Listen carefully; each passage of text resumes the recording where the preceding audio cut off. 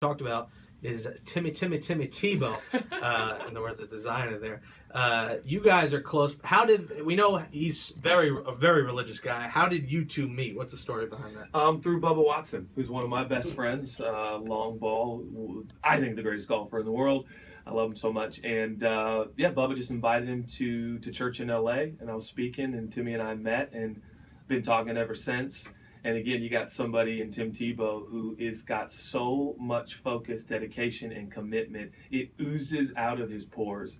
And I must say, he's a constant inspiration to me. So I got to surprise him. That's the photo you're referencing at his book signing in Scottsdale. His book, Shaken, which is a phenomenal read. And Timmy has never been buffer. It is ridiculous, and I told him that. And of course, he hits a home run on the first pitch. Yeah. Like, what are we talking about? The Tim Tebow story continues. Exactly, it's always a story anytime his name comes up. What does he talk to you about in terms of switching to baseball here? Because obviously he's had his naysayers. Cough, cough, Stephen A. Smith. He's had people say, don't do this. You can't play baseball. It's a PR stunt. But it's in his heart to do what he loves, and why not go after it? I imagine he's kind of broke down this journey with you.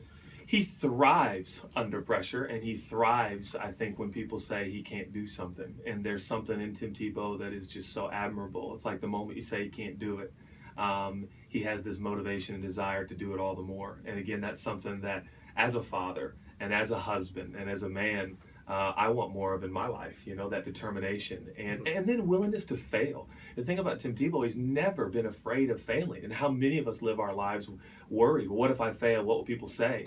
Timmy throws himself into everything that's in front of him that he believes God's asking him to do, and he does it with all of his heart. And win or lose, he's going to keep being who God's called him to be. And that's incredible to me. What makes him a headline always? Like, we have ESPN on, and he seems to be on ESPN every week.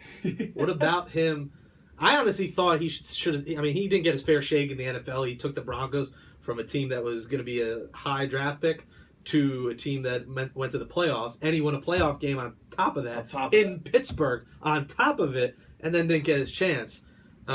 First of all, he deserved a shot. Second of all, what makes him this lightning rod? Yeah, I think he is an anomaly, isn't he? And you're right, he's a lightning rod. And I think Timmy is fully himself. And like him or leave it or not like it, he's fully himself. He is, I love the term consistent. In fact, if you go to the Hebrew Bible, it is the ultimate definition of holiness. To be holy is to be consistent. God's always consistent. And I think Timmy seems to embody that consistency. Whenever I'm with him, whenever I'm around him, he is consistently who he is. And I think there's something about that in our culture today. We're just magnetically drawn to a human that is consistently themselves.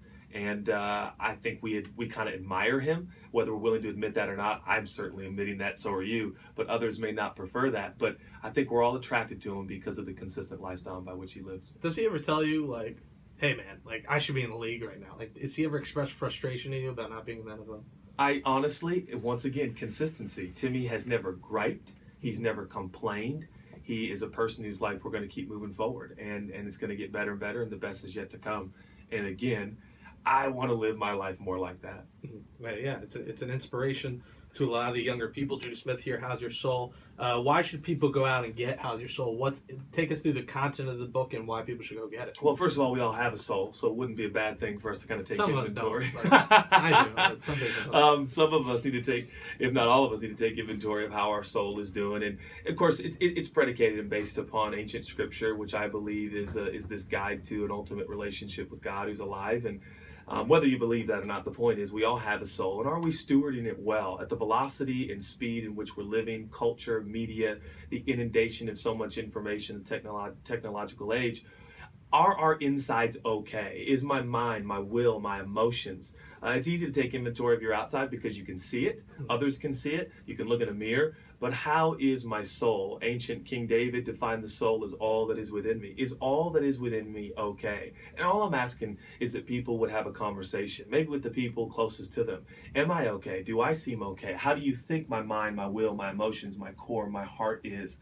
And just because you have fulfilled your lifelong dream of an occupation, I don't think the question is what are you going to be when you grow up, but who are you going to be? And who's the kind of person you want to be? And that has so much to do with your soul. So I'm hoping in the pages of this small and short readable book that you get some answers and at least some direction and context and framework for stewarding your own soul. And this isn't new to you because you are the New York Times bestselling author of Jesus Is.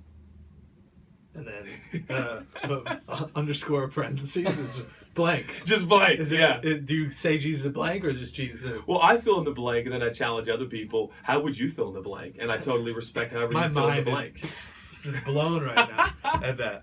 But was that the first book? You've written several books? Yeah, we did Jesus Is blank, Life Is blank, and then now How's Your Soul? So it's not How's Your Blank. No, it's just you didn't keep it consistent there. No, we forsook the blank and now we're just filling it in for you. We have filled in the blank here, so it is How's Your Soul. Go get it now.